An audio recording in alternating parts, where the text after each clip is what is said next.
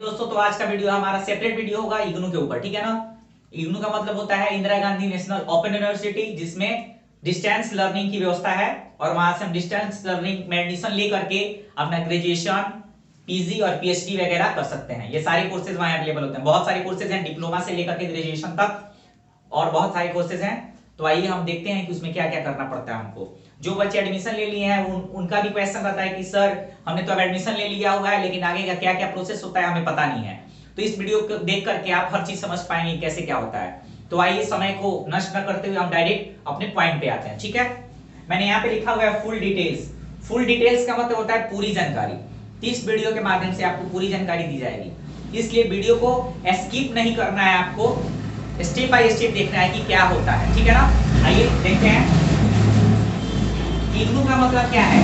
इग्नू का मतलब होता है Indira Gandhi national open university, ठीक है ना। मतलब यही हुआ। अब एडमिशन प्रोसेस क्या है। एडमिशन आप ऑनलाइन ले सकते हैं।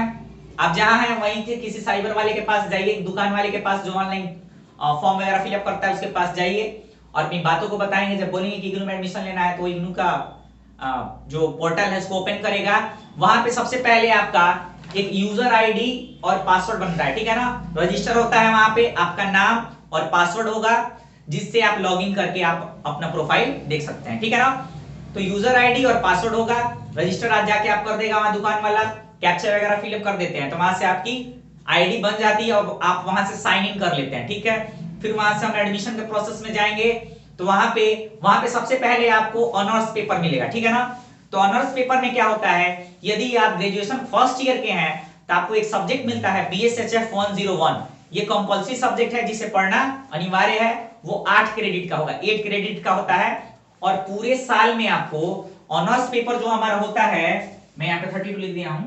ऑनर्स पेपर जो होगा वो हमें 48 क्रेडिट पढ़ना पड़ता है। यानी अगर आप इंग्लिश ऑनर्स से हैं तो आपको फर्स्ट ईयर, सेकंड ईयर और थर्ड ईयर यानी तीनों साल मिला करके 48 क्रेडिट का पेपर आपको पढ़ना पड़ेगा, तब आपका इंग्लिश ऑनर्स होगा। ऐसे ही अगर आपका हिस्ट्री ऑनर्स है तो हिस्ट्री का आपको 48 क्रेडिट पढ़ना ही है।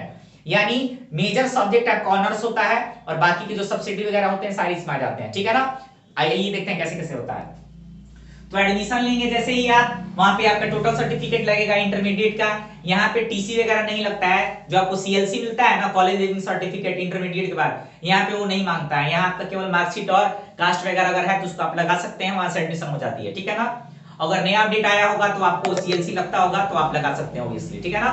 उसका आप स्कैन करके लगा सकते हैं, ओरिजिनल हार्ड कॉपी आपके पास ही पड़ी रह जाती है, ठीक है। उसके लिए आप बेफिक्र रहिए कि सर सीएलसी नहीं है तो एडमिशन होगा कि नहीं होगा, तो उसका भी उपाय है, एडमिशन हो जाएगा आपका, ठीक है ना। अब आइए आगे देखते हैं प्रोसेस क्या है। जब आप एडमिशन ले लेते हैं तो वहां आपको चूज करने के लिए सब्जेक्ट मिलेगा। तो आपका जो भी ऑनर्स पेपर होगा वहां आप चूज कर सकते हैं अपना, ठीक है ना। तीनों साल मिला के आपको 48 क्रेडिट का ऑनर्स पढ़ना पड़ता है, पहली बात ये हो गई। उसके बाद फर्स्ट ईयर में आपका जो कंपल्सरी सब्जेक्ट है वो होता है BSHF 101, ठीक है ना। वो 8 क्रेडिट का होता है, वो कंपल्सरी है पढ़ना। सेकंड ईयर में जब आप जाते हैं तो वहां भी एक सब्जेक्ट कंपल्सरी कर दिया गया है। कंपल्सरी सब्जेक्ट है वो है FST1, ठीक है ना, foundation course in science and technology उसका नाम है। कोर्स का कोड होता है FST01 जो 8 क्रेडिट का है। तो एक बात आप समझ लीजिए, जो 8 क्रेडिट का पेपर होगा और एक होता है 4 क्रेडिट का। तो जो 8 क्रेडिट का पेपर होता है वो होता है 100 नंबर का, और 4 क्रेडिट जो होता है वो होता है 50 नंबर का। तो ये आप प्रोसेस जान जाएंगे। अगर आप बोलेंगे तो मैं इस पे एक सेपरेट वीडियो बना दूंगा कि कैसे क्या होता है, ठीक है।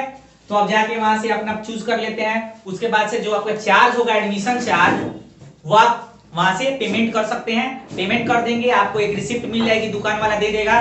वहां पर आपका कोर्स कोड रहेगा, टोटल फॉर्म रहेगा, वहां फोटो भी आपकी होती है। और दुकान वाले से आप अपना यूजर आईडी और पासवर्ड ले लीजिएगा, क्योंकि जब भी आप एंट्री करेंगे, यानी अगर इग्नू की वेबसाइट पे आएंगे तो आपका लॉगिन मांगेगा। तो यूजर आईडी और पासवर्ड आपका होगा, तभी आप लॉगिन करके अपना स्टेटस चेक कर सकते हैं कि एडमिशन का जो प्रोसेस है कहां तक कैसे हुआ, ठीक है। तो यहाँ तो एडमिशन हो जाता है। जब आप एडमिशन ले लेते हैं तो आपको 1 से 1.5 महीने के अंदर, 1 से 1.5 महीने के अंदर जब आप उस पोर्टल को ओपन करेंगे, आप जब वहां पे अपना यूजर आईडी और पासवर्ड जैसे ही इंटर करके उसको ओपन करते हैं तो आपके पोर्टल पे आपका नाम दिखाएगा। जो भी नाम है आपका, मान लीजिए आलोक कुमार नाम है तो लिखेगा आलोक कुमार, और आपने जो जो सब्जेक्ट चूज करा है वो सब्जेक्ट दिखाएगा। और आप फर्स्ट ईयर के हैं तो फर्स्ट ईयर लिखेगा। फिर वहां दिखाएगा BSHF 101 कंपल्सरी सब्जेक्ट, यानी ये जो सब्जेक्ट है कंपल्सरी है और उसके बाद आपने ये सारे सब्जेक्ट्स ले रखे हैं। ठीक है ना। उसके बाद से वहीं पे आपको आईडी कार्ड का ऑप्शन मिल जाता है। तो आईडी कार्ड पे जैसे ही आप क्लिक करिएगा वहां पे आपको पीडीएफ फॉर्म में आपका आईडी कार्ड मिल जाएगा और आप दुकान वाले से आईडी कार्ड प्रिंट आउट निकलवा लीजिएगा।